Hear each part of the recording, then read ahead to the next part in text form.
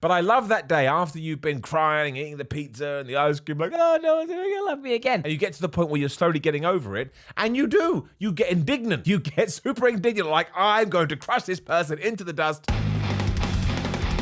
Simon Miller, the bald a-hole here. Thank you very much for joining me as always. I like to see your faces, even though actually you can see my face, but I can't see your face. There aren't too many scenarios in life where that's true, unless you're in one of those interrogation rooms and someone has one of those one-sided mirrors and they're actually looking through going, man, that guy is definitely guilty.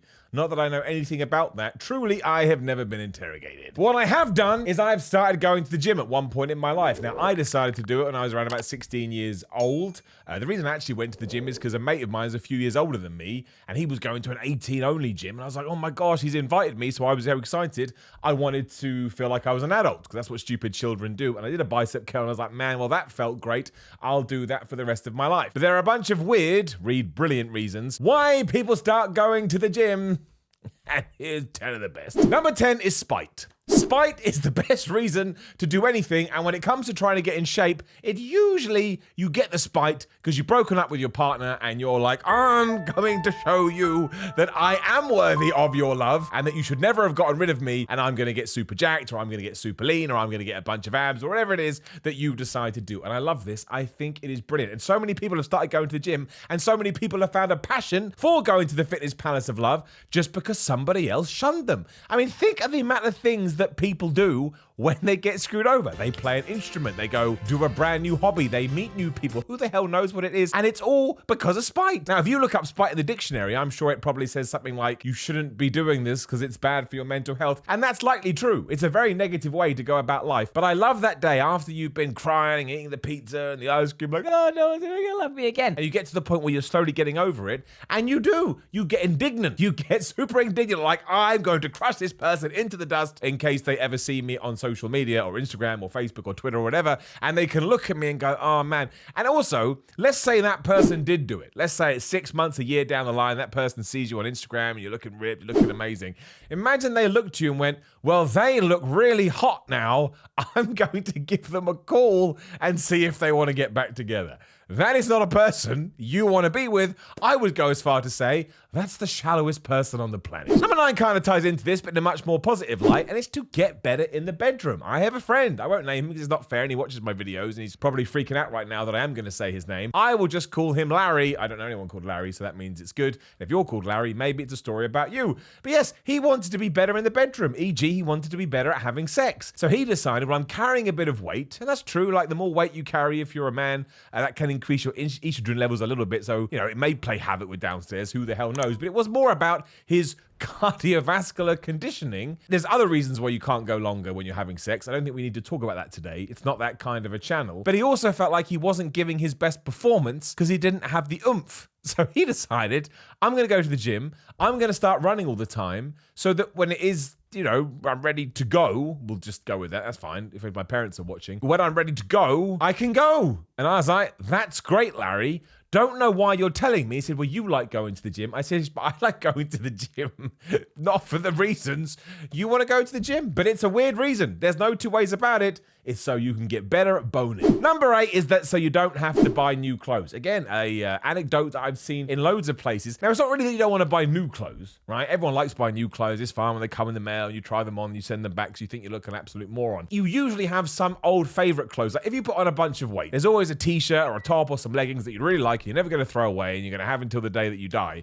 And you try and put them on, you're like, well, either A, I can't even get them on anymore because things have gone really bad, or B, they're just a little bit snug and it's making me feel a little bit self-conscious. And you could go and buy a brand new version of that, but even when you do, it doesn't have the same feel. That's a weird thing with clothes. Somehow you become attached to them and they become like your child, like your baby, which is an absolutely bizarre thing to say. So what you do instead is you use that as the catalyst to start getting in shape, just so you can get back into some old clothes, which kind of, when you think about it, is an absolute paradox. But that's what people are doing every single day. That's their motivation. Now, again, usually what happens in 99% of all these cases is you do go to the gym and you're not actually training for that anymore. You're doing it because you get the endorphins and you feel good and your body rewards it, rewards you for it mentally. but the actual basis for it was you just wanted to wear a t-shirt. Number 7 is that you don't want your friends to be stronger than you. I can completely understand this one. And not only don't want your friends to be stronger than you, but you don't want your friends to be bigger than you. I've been in that, not anymore, I couldn't care less.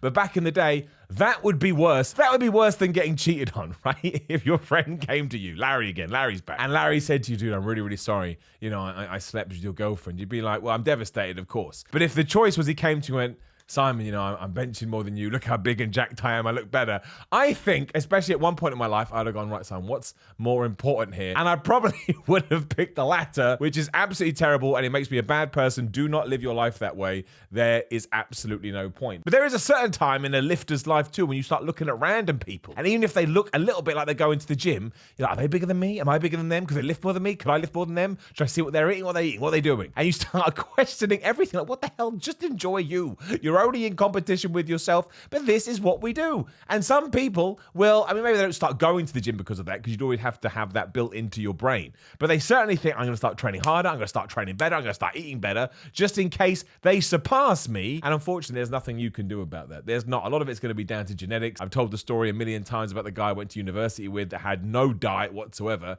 ate whatever the hell he wanted, and he was like 9% shredded the entire time. He may not be like that now, but he certainly was back then. But I love this. I love this just mad competition. And what are you going to do? Where are you going to get to? I mean, how big are you going to need to be just to ensure that whenever you're out in the real world, nobody can be bigger than you? Number 6 is for protection. I actually think this one is that funny. But, you know, I guess in many ways I started going to the gym on a lesser level, or probably about 50-50 level, because I was getting bullied in school. So I thought, well, if I get really big, nobody will bully me again. So that raises your self-confidence. And of course, you feel more protected. So that's a reason people do it. They want to feel more protected. They want to feel more secure within themselves. So you could get a gun, you could get a knife, or you can get massive biceps.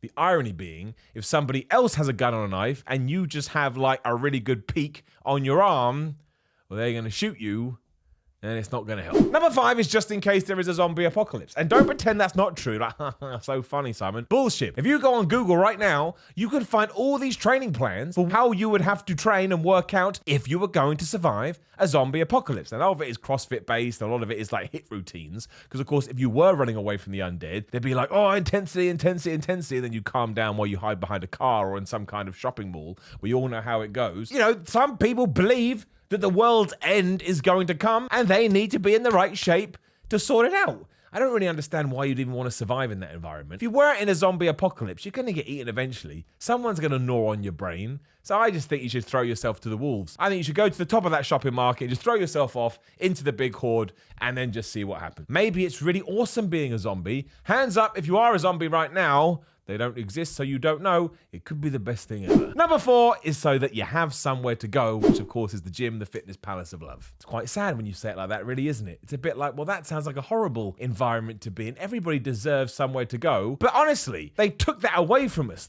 Who's they? The powers that be. They took that away from us over the last year or so. My gym's only opened up this week, or are opening up this week, and I wasn't able to go. And I found a lot of my time just sat at home. And I tried to work out, but it wasn't the same. So as soon as the gyms were open again and you get that atmosphere and the environment and the aura, it actually makes you feel, man, I'm here to train, just changes your life. It changes your world. So that is a reason to do it. Now, if you do want somewhere to go just because you're super duper lonely, make sure you have your friends around you as well. I want to get a little bit of seriousness into this just in case. But it's a good reason as any. Why not? The gym will always be there for you from the hours of like 6 till 10.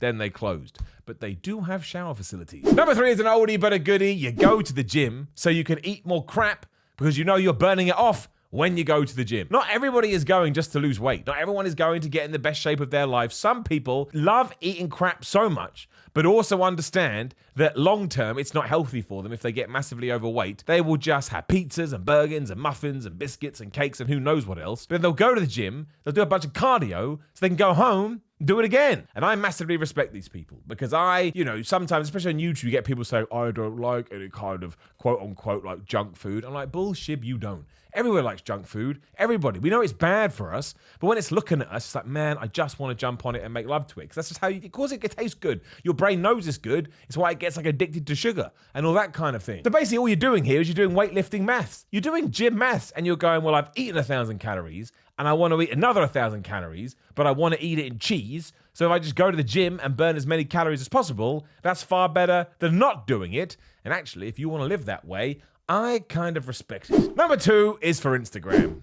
It's true. There was a time when if you walked into the gym and there was a bunch of cameras and people taking pictures, mostly other gym goers would be like, this is unbelievable. I can't believe what's happening. Because apparently the gyms I go to are full of posh people. Now, it's not bizarre at all to bust out not just a camera, not just your iPhone, but people go in there with super duper high-end technology, with tripods, and they flex and they do the filtering. Some people have lights, and more power to them if that's what you're enjoying, as long as you're not getting in anybody else's way. But now people want that Instagram success, and they know how popular fitness Instagram is.